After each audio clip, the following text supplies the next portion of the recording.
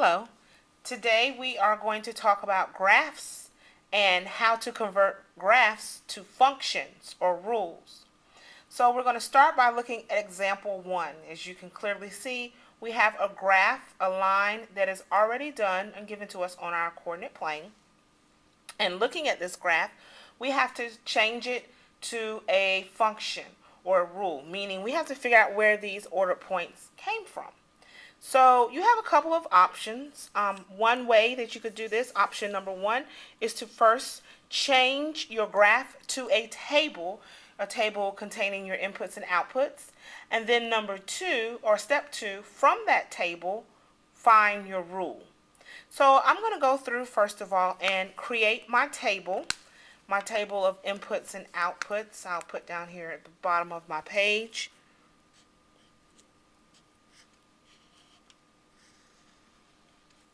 And from my table, from my graph, I will fill in my table. My first point seems to have an ordered pair of 0, 1. So I'll put that in as the input and the output. The next seems to have an ordered pair of 1, 3. So here's my input and output there. The next point on the graph has an ordered pair of 2, 5. So again, that goes in the table. And then the last point in this graph at the top has an ordered pair of 3, 7. So I'll go ahead and put that in the table as well. So that's step 1. Step 2 is to then pull out your rule from the table. This is a lesson that we've done already, so I'll just speed through by finding my change in the y's, which seems to be a +2, my change in the x, which seems to be +1. So what I have here is my change of y over my change of x, which is 2 2 divided by 1, which is 2. That goes in front of the x. Then I look to see when our input is 0, what is the output? Well, it's a +1, so that would be the remainder of the rule, a positive or +1. So my rule from this graph to this table appears to be 2 times x plus 1 will give you y. And remember, you can always plug in values, substitute, and see if the rule works. So that's the first example. The second example that you could do is something called the slope-intercept form. Basically, you'll be going from graph straight to identifying the rule or the function without a table. Simply put, you will do the following steps, which is to first find the slope, which we've briefly talked about before. You will then find the y-intercept. The y-intercept is simply where on the y-axis the graph crosses or intersects. All right, and then you're going to use that information to write your rule in what we call the slope-intercept form. So let's go ahead and get started with this example. If you look at this graph, the first thing I need to do is identify the slope. Remember, slope is the same thing as your constant of proportionality, which is the same thing as your change of y over your change of x. So we're trying to figure out what's the change of y, meaning from one point to another, how many places up or down do we have to move? Well, if you look at this particular graph, from one point to, let's say, the next point here, we had to move forward, or up rather, 1, 2, 3 places. So our change of y is a +3. And from here we had to move forward 1 place. So our change of x is a +1. We all know 3 divided by 1 is 3. So our slope appears to be a +3.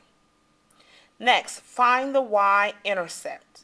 Well, again, the y-intercept, where does the graph cross on the y-axis?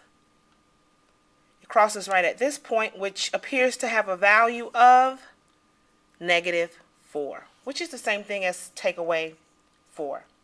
So now that we have these two pieces of information, we're going to plug them into our slope-intercept form, where y and x are your inputs and outputs. M is the variable we use to represent slope.